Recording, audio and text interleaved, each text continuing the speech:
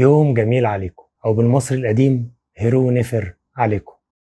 في الحلقة اللي فاتت شفنا حكاية البحار الغريق، والنهاردة هنحلل الحكاية ونشوف ازاي أثرت على الأدب العالمي.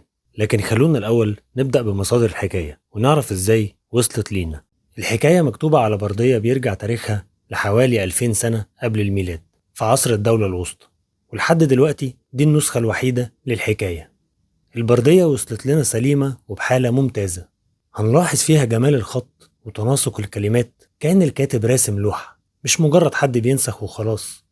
والنص مكتوب بأسلوب نثر لكنه أقرب إلى الشعر وبالخط الهيراتيقي، وده واحد من 3 خطوط كان بيتكتب بيها اللغة المصرية القديمة مع الهيروغليفي والديموطيقي. وهنلاقي في البردية إن أحداث الحكاية نفسها بالحبر الأسود، أما الحبر الأحمر فكان استخدامه لتمييز حاجات معينة زي عنوان الحكاية، بداية الفصول، أسماء الآلهة، وبعض الكلمات والعبارات المهمة. والحسن حظنا إن البردية وصلت لنا كاملة عشان نتعرف على المؤلف بتاعها. اسمه أميني ابن أمينة، وبيوصف نفسه بيقول صاحب الأصابع الممتازة. وحكايتنا النهاردة نقدر نصنفها ضمن أدب المغامرات، وفي باحثين بيرجحوا إنها مش قصة واحدة وكانت جزء من سلسلة قصص عن مغامرات البحارة، واللي وصل لنا منها هو النص ده بس. ولو بصينا للحكاية من منظور أعمق هنلاقي إن قصة البحارة على الجزيرة مش مجرد مغامرة، لكنها صورة رمزية لرحلة الإنسان في الحياة، مليانة أزمات واختبارات وتجارب بيمر بيها لحد ما يسيب الدنيا وبيتعلم منها. وكشكل فني للحكاية هنلاقي إن إحنا سردنا أكتر من حكاية ورحنا أكتر من فلاش باك، وده أسلوب في السرد بيسمى الحكاية أو القصة الإطارية، وده بيبقى عندك حكاية رئيسية جواها حكايات فرعية خارجة منها. وأوضح مثال على النوع ده في تراثنا العربي هي حكايات ألف ليلة وليلة، والمصري القديم استخدم التكنيك ده كتير في أكتر من حكاية، من أشهرها خوفو والصحراء اللي معروفة ببردية واستقار، ودي هنقف عندها بالتفصيل في حلقة كاملة لوحدها. كمان في النص بنشوف تكرار حكاية البحارة مرتين، مرة لما حكاها للأمير ومرة لما حكاها للتعبان اللي هو الكائن الخرافي. والنقاد هنا اختلفوا، في اللي اعتبر ان التكرار ده ضعف في البناء الادبي، وفي اللي شافه عنصر جمالي مقصود. والفكره انه هنا ما جاش بشكل متطابق، يعني البحار لما حكى مع الامير كان بيتكلم مع واحد بشر زيه، فكان دوره انه يواسيه ويديله درس مباشر باسلوب فيه خطابه وركز فيه على عبره النجاه بعد الكارثه. لكن لما حكى مع التعبان كان قدام قوه شبه الهيه، فكان بيتكلم معاه بلهجه فيها توسل وضعف وخوف، وركز على مشاعره واحساسه بالوحده والضياع. وتكرار الحدث الواحد باكتر من اسلوب ده ملمح ادبي معروف هنلاقيه في النصوص القديمه والحديثه، وكمان في القصص الديني زي مثلا قصة سيدنا موسى في القرآن الكريم. هنلاقيها اتكررت بصور وأساليب متعددة، وفي كل مرة كانت بتكشف زاوية جديدة وتوصل لك إحساس مختلف. وتعالى دلوقتي نشوف سوا إزاي حكاية البحار الغريق سابت تأثير كبير وواضح على الكتاب والأدب العالمي من بعدها. وأول تأثير هنلاحظه بيظهر في ملحمة الأوديسا للشاعر اليوناني هوميروس. والأوديسا استكمال لملحمته الأولى الإلياذة.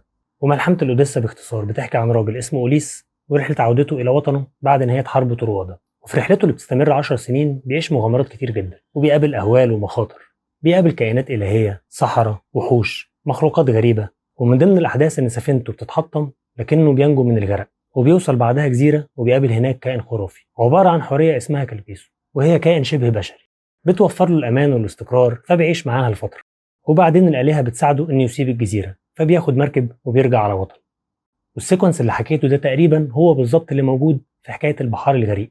ولو رحنا التراث العربي هنلاقي تأثير واضح في قصة السندباد اللي موجودة في حكايات ألف ليلة وليلة، سواء في الشكل الفني أو الأبطال والحكاية نفسها.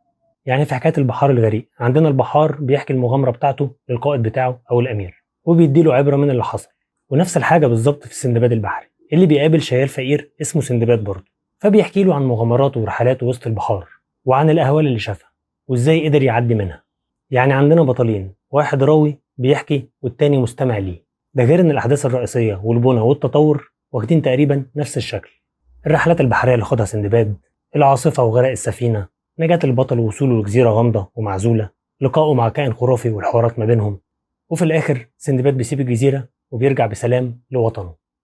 ولو شفنا حكايه تانية من ادبنا العربي هنلاقي قصه باسم حي ابن يقظان، ودي كتبها 4 من كبار الكتاب: ابن سينا، ابن طفيل، شهاب الدين السهروردي، وابن النفيس. هنلاقي ان كل واحد منهم تناول حكايه باسلوب وطبع خاص، لكن كلهم اشتركوا في نفس التيمه. وطبعا واضح جدا دلاله الاسم ومعناها الرمز الصوفي، حي جاي من الحياه ويقظان جاي من اليقظه. والشخص ده لما بيكبر بيلاقي فجاه نفسه لوحده على جزيره معهوش بني ادمين خالص ومحدش بيعلمه اي حاجه، فيبدا عقله يفكر ويطرح اسئله ويدور على اجابات ليها، اسئله عن الخالق والكون، اصل الحياه والموت، والشخص ده بيقدر لوحده عن طريق العقل والقلب والفطرة إنه يوصل للإجابات دي ويكون عنده يقين. وفي النسخة اللي كتبها ابن طفيل بنشوف إن الشخص ده بيقابل حكيم وبيدور ما بينهم حوارات فلسفية عن الإيمان والدين، وهل في تعارض ولا في تآلف ما بين العقل والقلب أو المنطق والحدس. والجزء ده يرجع يفكرنا بمقابلة البحار مع الكائن الخرافي على الجزيرة اللي سمعنا على لسانه حكم ومواعظ وفلسفة. وهنلاقي هنا برضو تشابه، أي نعم مش نفس الأحداث زي قصة سندباد، ولكن برضو نفس التيمة، فكرة الشخص اللي موجود على جزيرة لوحده وبيقابل حد هناك أعلى منه في الحكمة وبيتعلم منه. وفضل تأثير حكاية البحار الغريق مكمل ووصل للأدب الأوروبي، وهنلاقي ده بشكل واضح في قصة روبنسون كروز اللي ألفها كاتب الإنجليزي دانيال ديفو. ودي بتحكي عن شاب إنجليزي بيعشق السفر والترحال، فبيقرر يطلع في مغامرة بحرية رغم رفض أهله اللي كانوا عاوزينه يكمل في المحاماة.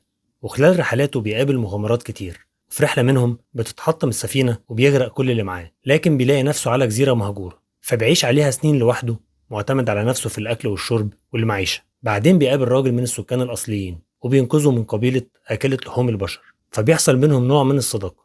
وبعد مدة طويلة بتعدي سفينة إنجليزية على الجزيرة، فبيهرب معاها روبنسون عشان يرجع بلده إنجلترا بعد 28 سنة. وغير حكاية روبنسون كروز هنلاقي أعمال أدبية غربية أخرى بتدور حوالين نفس الفكرة، زي كانديد أو التفاؤل لفولتير، جزيرة اليوم السابق لأمبورتو إيكو، الطوف الحجري، وقصة الجزيرة المجهولة لساراماجو. أما بقى لو رحنا للسينما فهنلاقي أفلام كتير واخدة نفس التيمة، من أشهرها فيلم كاستاوي وفيلم لايف أوف باي. ولو بدأنا بفيلم كاستاوي هنلاقي تشابهات كتير، مع اختلاف طبعا إن أحداث الفيلم في عصرنا الحالي، لكن الأحداث وتطور الحكاية تقريبا واحد. عندنا البطل توم هانكس كان مسافر في مهمة شغل، بعدين الطيارة بتقع، كل الركاب اللي معاه بيموتوا وبيفضل هو الناجي الوحيد. بيوصل جزيرة معزولة ويعيش فيها فترة بيتعلم فيها حاجات كتير وبيمر بمواقف إنسانية، لحد ما في الآخر بيلاقي طوق النجاة في سفينة تانية معدية وبيرجع معاها لبلده، وهناك بيحكي للناس عن تجربته. ولو حللنا فيلم لايف اوف باي هنلاقيه قريب جدا من البحار الغريق، سواء في شكل السرد أو البناء الدرامي نفسه. والفيلم متاخد عن رواية بنفس الاسم، والسرد كله مبني على تقنية الفلاش باك، والأحداث بيحكيها البطل باي لكاتب عشان يقوم بتسجيل القصة. وخلال الحكي بنرجع معاه وهو شاب عنده 16 سنة لما كان عايش مع أهله في الهند واللي بيملكوا حديقة حيوان، لكن الأب بيقرر يبيعها ويهاجر مع عيلته لكندا عن طريق البحر، فبياخدوا سفينة ومعاهم الحيوانات، لكن بتحصل عاصفة رهيبة وهم في وسط المحيط، وهنا باي بيفقد عيلته كلها ويلاقي نفسه لوحده على قارب مع مجموعة من الحيوانات اللي بتتصارع مع بعض لحد ما ينتصر عليهم نمر. وبعدها بيحصل نوع من الصداقة والثقة بين باي والنمر، زي ما حصل ما بين البحار مع التعبان الأسطوري. وبيعيش باي مع النمر في البحر لمدة شهور، بيواجهوا الجوع والعزلة وبيمروا بتجارب غرائبية.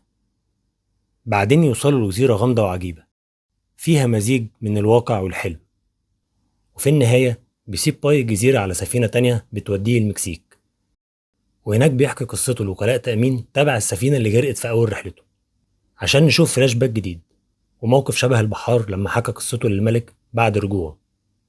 وفي ختام الفيلم بنرجع من الفلاش باك الرئيسي على قعدة بين باي والكاتب بعد ما خلص حكايته، زي القفلة عندنا ما بين البحار والأمير.